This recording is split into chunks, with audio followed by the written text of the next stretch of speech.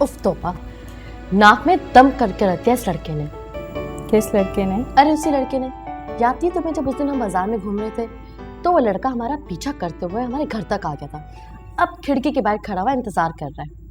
तो कर लो ना उसको भी अपनी आशिकों की फहरिस्त में शामिल। चल बे, अभी तो वो कच्चा है। जरा पक तो लेने दो। खैर तो मेरी छोड़ो, अपनी बताओ, कब आ रहे हैं वो पके हुए ऑर्डर आपका हाल लेने? आएगा। तो क्या फायदा आने का? उसने कौन सा आके तुमसे कमरे में मिल लेना है? यही बाइक खिड़की में मिल।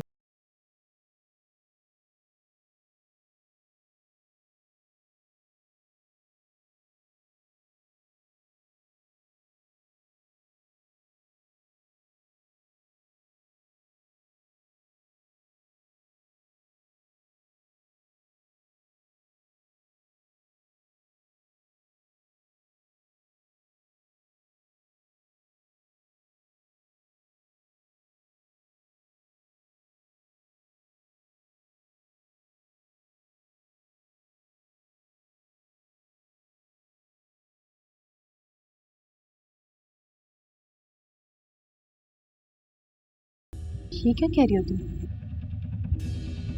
सही कह रही हूँ, और क्या कह रही हूँ? मुझे क्या मिलेगा उस मंगेतर से शादी करके? ज्यादा से ज्यादा गांव में 2 कमरों का कच्चा मकान है और घूमने के लिए उसकी सड़ी हुई साइकिल है और उसके पीछे इतनी लंबी लाइन बच्चों की जो लगी हुई होगी, उनको कहाँ कहाँ लेने घूमती फिरूंगी मैं। मुझे नहीं करनी उससे शादी। जितना वो महीने भर में कमाता है ना, इतना तो हम फैक्ट्री में सिलाई करके 1 हफ्ते में कमा सकते हैं। निको, तुम भटक रही हो। मुझे तुम्हारी सोच से बहुत डर लग रहा है। मेरी छोड़, तुम अपनी फिक्र कर। मुझे तो तुम्हारी रसवाई सामने नजर आ रही है। बद्दुआ दे रही हो मुझे? नहीं, बद्दुआ नहीं दे रही। अपना तजुर्बा तुम्हें बता दूं, जो इन 3 सालों में मस्त नाम की भेड़ियों ने मुझे दी। जानती हो, जब इनका दिल भर जाता है ना, तो इन लोगों को अपनी माँ याद आ जाती है और कोई ना कोई बहाना लगा के 9 तो 11 हो जाते हैं। तुम इन मर्द जात की फितर से कभी नहीं खेल सकती, ना मर्द कहेंगे। सारे मर्द एक जैसे नहीं होते निको।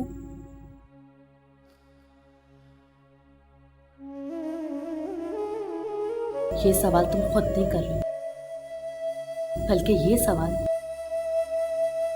तुम्हारे जिस्म में पलने वाला वह गुनाह कर रहा है,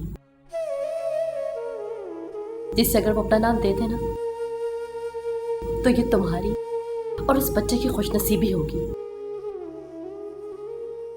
देखो, मेरी बात सुनो, तुम्हारे पास वक्त बहुत कम है। इससे पहले कि वो तुमसे जान छुड़ा के भाग जाए, तुम इससे अपनी जान छुड़ा लो।